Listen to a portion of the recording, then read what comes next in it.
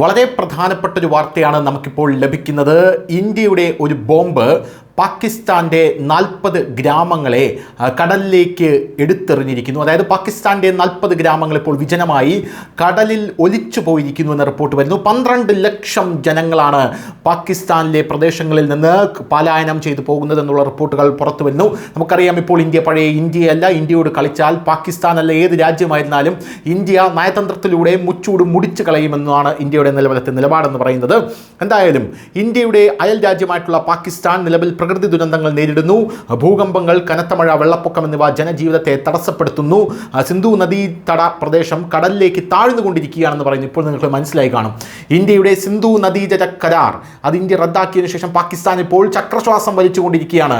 അവിടെ വീണ വാട്ടർ ബോംബിന്റെ പ്രകമ്പനം പാകിസ്ഥാനെ മുച്ചൂട് മുടിച്ചുകൊണ്ടിരിക്കുകയാണെന്ന റിപ്പോർട്ടുകളാണ് പുറത്തു വരുന്നത്. 1000 അണുബോംബുകൾക്ക് തുല്യമാണ് ഈ വാട്ടർ ബോംബ് എന്ന് ഞങ്ങൾ ന്യൂസ് ഇന്ത്യ മലയാളം അന്ന് പറഞ്ഞിരുന്നു. ഇപ്പോഴിതാ അതിൻ്റെ ഫലം കണ്ടുകൊണ്ടിരിക്കുകയാണ്. അവിടെയുള്ള 40 ഗ്രാമങ്ങളാണ് വിജനമായത്. സിന്ധു നദീതട മേഖലയിൽ സ്ഥിരമായി ഒരു നാഗരികത ഉണ്ടായിരുന്നു, അത് നശിപ്പിക്കപ്പെട്ടു. അതായത് ഏതെങ്കിലും ഒരു നദി അവിടെ ഉണ്ടെങ്കിൽ ആ നദിക്ക് ചുറ്റുമാണ് സംസ്കാരം രൂപപ്പെടുന്നത്, ഒരു നാഗരികത രൂപപ്പെടുന്നത്, കൃഷി രൂപപ്പെടുന്നത്, മത്സ്യബന്ധനങ്ങൾ രൂപപ്പെടുന്നത്, അങ്ങനെ സകലതും രൂപപ്പെടുന്നത്, ആൾക്കാരുടെ കീശ വീർപ്പിക്കാനുള്ള സകല തൊഴിലുകളും രൂപപ്പെടുന്നത്. ഇപ്പോഴിതാ സിന്ധു നദീജല കരാർ റദ്ദാക്കിയതിനു പിന്നാലെ പാകിസ്ഥാൻ്റെ ഒരു വലിയ പ്രവിശ്യ തന്നെ നശിച്ച് നാറാണക്കല്ലെടുക്കുന്ന കാഴ്ചയാണ് നമുക്ക് കാണാൻ സാധിക്കുന്നത്. വാസ്തവത്തിൽ സിന്ധ് പ്രവിശ്യയുടെ തെക്കേയറ്റത്ത് അറബിക്കടലിനോട് ചേർന്നുള്ള സിന്ധു നദീതട മേഖലയിൽ താമസിക്കുന്ന ആളുകൾ പരമ്പരാഗതമായ കൃഷിയും മത്സ്യബന്ധനവും നടത്തിയിരുന്നു. എന്നാൽ സമീപ വർഷങ്ങളിൽ സമുദ്രനിരപ്പ് ഉയരുന്നതിനാൽ നദിയിലെ വെള്ളം ഉപ്പുരസമുള്ളതായി മാറിയിരിക്കുന്നു. ഇതുമൂലം ഗ്രാമത്തിൽ സമ്പൂർണ്ണമായ നാശനഷ്ടങ്ങൾ ഉണ്ടായിരിക്കുന്നു എന്ന റിപ്പോർട്ടുകൾ വരുന്നു. ഈ ഗ്രാമങ്ങളിൽ നിന്ന് ഏകദേശം 1.2 ദശലക്ഷം ആളുകൾ ഇപ്പോൾ പലായനം ചെയ്തിരിക്കുന്നു എന്ന റിപ്പോർട്ടുകൾ പുറത്തു വരുന്നു. അവരിൽ ഭൂരിഭാഗവും കറാച്ചിയിലേക്കാണ് പോയിരിക്കുന്നത്.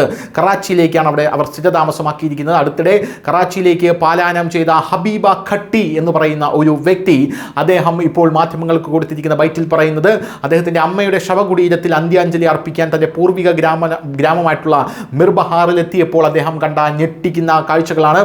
ഗ്രാമം സമ്പൂർണ്ണമായി കടൽ എടുത്തിരിക്കുന്നു. അദ്ദേഹത്തിൻ്റെ ഗ്രാമം ഇപ്പോൾ കടലിൽ സമ്പൂർണ്ണമായി മുങ്ങിത്താഴുകയാണ്. അമ്മയുടെ ശവകുടീരം സ്ഥിതി ചെയ്യുന്നിടത്ത് ഇപ്പോൾ കടൽ ഉപ്പിൻ്റെ ഒരു പ്രദേശമായി മാറിയിരിക്കുന്നു. അതായത് ശവകുടീരം ഇപ്പോൾ കടലിൽ മുങ്ങിയിരിക്കുന്നു. അതുകൊണ്ട് മുട്ടോളം കടൽ വെള്ളത്തിൽ നിന്നുകൊണ്ടാണ് ഞാൻ അവിടെ നിന്നത്. അമ്മയുടെ ശവകുടീരത്തിലെത്തിയപ്പോൾ അദ്ദേഹത്തിൻ്റെ പകുതി കാലുകളും ഉപ്പിൻ്റെ കൂമ്പാരങ്ങളിൽ മുങ്ങിപ്പോയി. സിന്ധു നദി അറബിക്കടലിൽ ചേരുന്ന സിന്ധു ഡെൽറ്റയിൽ നിന്ന് ഏകദേശം 15 കിലോമീറ്റർ അകലെയാണ് ഈ ഗ്രാമം. ഇന്ത്യ സിന്ധു നദീജല കരാർ റദ്ദാക്കിയതിന് പിന്നാലെ കടൽ ഈ ഗ്രാമങ്ങളിലേക്ക് കയറാൻ തുടങ്ങിയ ഒരു കാഴ്ചയാണ് നമുക്ക് കാണാനായിട്ട് സാധിക്കുന്നത്. 40-ലധികം ഗ്രാമങ്ങളാണ് അപ്രത്യക്ഷമായത്. ഖറോ ചാനലിൽ നിന്ന് 40 ഗ്രാമങ്ങൾ ഉണ്ടായിരുന്നുവെന്നാണ് ഹബീബുള്ള പറയുന്നത്. എന്നാൽ സമുദ്രനിരപ്പ് വർദ്ധിച്ചതോടെ അവയിൽ മിക്കതും അപ്രത്യക്ഷമായി. സെൻസസ് ഡാറ്റ പ്രകാരം 1981 നഗരത്തിലെ ജനസംഖ്യ ഏകദേശം 26,000 ആയിരുന്നു.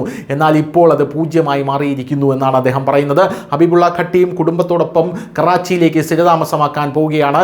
ഏകദേശം 1.2 ദശലക്ഷം ആൾക്കാർ ഈ ഡെൽറ്റയിൽ നിന്നും കറാച്ചിയിലേക്ക് പോയി കഴിഞ്ഞു. കഴിഞ്ഞ 2 ദശകങ്ങളായി വലിയ രീതിയിലുള്ള പ്രതിസന്ധി ഞങ്ങൾ നേരിട്ടുകൊണ്ടിരിക്കുകയാണ്. അതിൻ്റെ കൂട്ടത്തിലാണ് ഇപ്പോൾ സിന്ധു നദീജല കരാർ റദ്ദാക്കിയത് എന്ന റിപ്പോർട്ടുകളാണ് ഇപ്പോൾ പുറത്തു വരുന്നത്. എന്തായാലും ജലപ്രവാഹം 80% ഇപ്പോൾ അവിടെ കുറഞ്ഞിരിക്കുന്നു. 2018 US Pakistan centre for advance studies in water നടത്തിയ പഠനമനുസരിച്ച് ജലസേചന കരാറുകൾ, ജലവൈദ്യുത അണക്കെട്ടുകൾ, ഉരുകുന്ന ഐസും ഹിമാനികളും പോലുള്ള കാലാവസ്ഥാ വ്യതിയാനത്തിൻ്റെ ഫലമായി 1950 മുതൽ സിന്ധു ഡെൽറ്റയിലെ ജലപ്രവാഹം വലിയ രീതിയിൽ പ്രതിസന്ധി നേരിടുകയാണ്.